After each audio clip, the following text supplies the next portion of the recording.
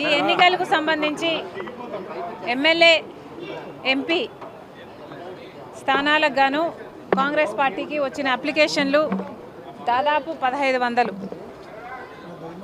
ఈ 1500 అప్లికేషన్లు స్క్రూటినీలో ఉన్నాయి. ఇంకా ఎక్కడ ఏది ఫైనల్ కాలేదు. అన్ని సర్వేలు జరుగుతున్నాయి. కాంగ్రెస్ పార్టీ పద్ధతి ఏమిటంటే, కాంగ్రెస్ పార్టీ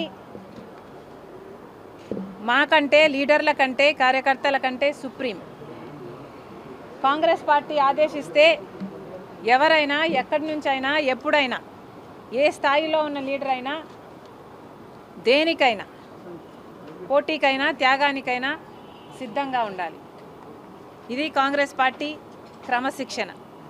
కాంగ్రెస్ పార్టీ కార్యకర్తలుగా, కాంగ్రెస్ పార్టీ సైనికులుగా, కాంగ్రెస్ పార్టీ నాయకులుగా, కాంగ్రెస్ పార్టీకి చెందిన ప్రతి ఒక్క కుటుంబ సభ్యుడు దీనికి రెడీ.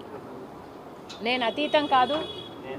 నేనైనా, రఘువీరారెడ్డి గారు అంకులైనా, పల్లం రాజు గారైనా, ఇలా కాంగ్రెస్ పార్టీకి చెందిన పెద్దలు, చిన్నవాళ్ళు ప్రతి ఒక్కరూ కూడా పార్టీ ఆదేశిస్తే మేము నో అనే క్వశ్చన్ ఉండదు.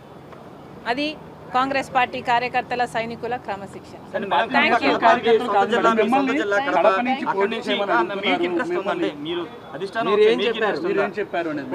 కాంగ్రెస్ పార్టీ ఆదేశిస్తే నేనైనా, రఘువీరారెడ్డి అంకులైనా, పల్లం రాజు గారైనా ఎవరైనా పోటీకి సిద్ధం కావాల్సిందే. కాంగ్రెస్ పార్టీ ఆదేశిస్తే ఎవరైనా పోటీకి సిద్ధమే. మాలో కాంగ్రెస్ పార్టీ కుటుంబంలో ఉన్న ఎవరైనా సిద్ధమే. మేడం సజ్జల గారు కామెంట్ చేశారు మన రేవంత్ రెడ్డి చేసిన వ్యాఖ్యల మీద.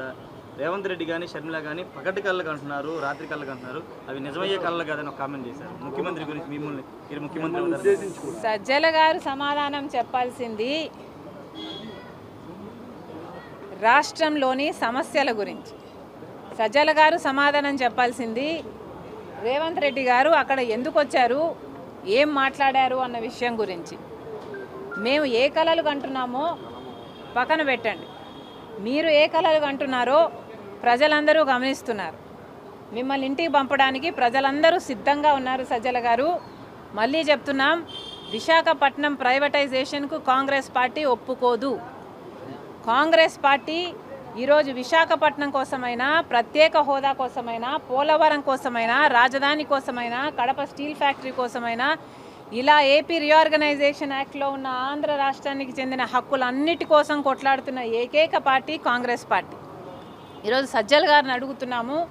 అవినాష్ రెడ్డి గారు జగన్మోహన్ రెడ్డి గారి సొంత కజిను.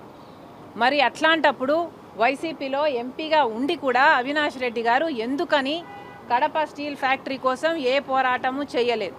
ఇంతవరకు కడప స్టీల్ ఫ్యాక్టరీ ఎందుకు రాలేదో ముందు సజ్జల గారు, అవినాష్ రెడ్డి గారు, జగన్మోహన్ రెడ్డి గారు సమాధానం చెప్పాలి.